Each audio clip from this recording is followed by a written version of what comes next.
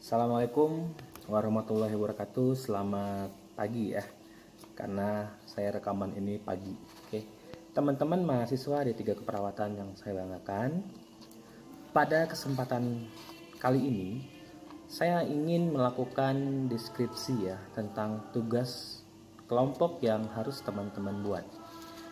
Nah, di sini di skala ini teman-teman harus membuat sebuah cerita, yaitu tentang konseptual model keperawatan jiwa atau model yang sering digunakan dalam keperawatan jiwa, yang dimana itu terdiri dari 6 model yang sering digunakan di keperawatan jiwa. Yang pertama yaitu tentang psikoanalitik ya, yang dikembangkan oleh Freud dan Erikson. Kemudian tentang interpersonal yang dikembangkan oleh Sullivan dan Peple. Yang ketiga yaitu tentang sosial yang dikembangkan oleh Kaplan ataupun dan Sas. Yang keempat tentang eksistensial, Ellis dan Roger. Kemudian tentang supportive theory.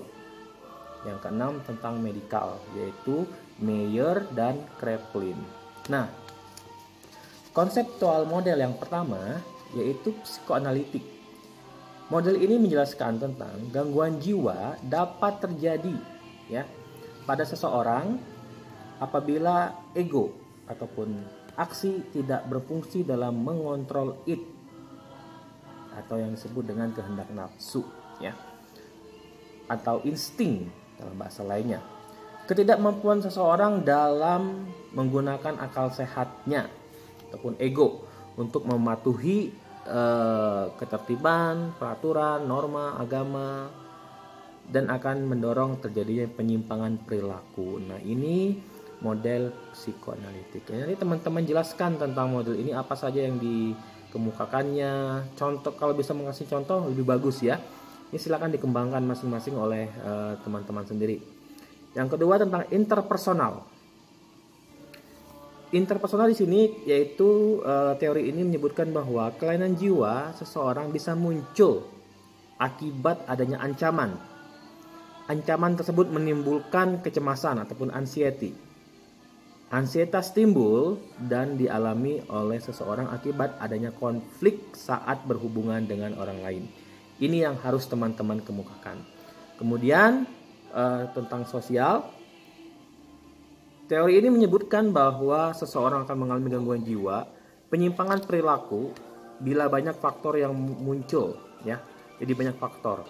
Misalkan yang akan memicu munculnya stres pada seseorang. Social and environmental factor that cause anxiety and symptom. Ini yang harus dijelaskan di teori sosial ini. Oke. Yang keempat itu tentang eksistensial. Di sini disebutkan gangguan perilaku, gangguan jiwa itu terjadi bila individu gagal menemukan jati diri sendiri dan mengalami gangguan dalam body image-nya. Ya, ini silakan dihubungkan dengan masalah gangguan jiwa yang akan terjadi. Jadi eksistensial ini dia membahas bukan hanya tentang diri dia ya, tapi dengan hubungan dengan orang lain diri. Bagaimana diri sendiri itu eksis mungkin ya. Nah, tapi itu terserah. Nanti silakan teman-teman untuk merangkumnya seperti apa ya. Yang selanjutnya adalah tentang teori suportif. Apakah teori suportif ini? Ini disebut gangguan jiwa terjadi yang disebabkan oleh faktor biopsikososial dan respon maladaptif saat ini. Aspek biologisnya menjadi masalah. Contoh sering sakit psikologisnya mengalami banyak keluhan. Misalnya ragu-ragu. Aspek sosialnya memiliki masalah, misalnya susah bergaul, dan semua itu terakumulasi menjadi gangguan jiwa atau penyebab gangguan jiwa. Ya, kalau kita bahas tentang suportif ini lebih yang disebutkan dengan dukungan pada manusia atau ya, ataupun dukungan pada diri manusia. Ini disebut supportive teori. Oke. Nah, selanjutnya medical. Nah, medical ini namanya juga medical ya. Ini dikembangkan oleh Meyer dan Kraepelin. Gangguan jiwa terjadi akibat multifaktor yang kompleks ya, meliputi aspek fisik, aspek genetik, aspek lingkungan, faktor sosial. Sehingga fokus penata laksanaannya harus lengkap melalui diagnostik, terapi somatik, farmakologi, dan teknik interpersonal. Oke. Nah, itu yang harus teman-teman bikin ya, yang harus teman-teman rangkum dalam bentuk PowerPoint. Nah, nanti saya akan menjelaskan tentang satu teori lagi yang sering digunakan di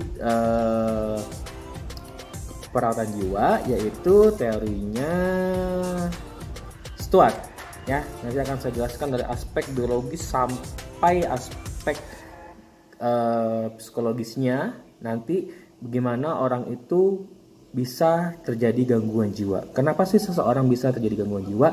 Simak nanti video saya selanjutnya. Oke, terima kasih, selamat bekerja. Assalamualaikum warahmatullahi wabarakatuh.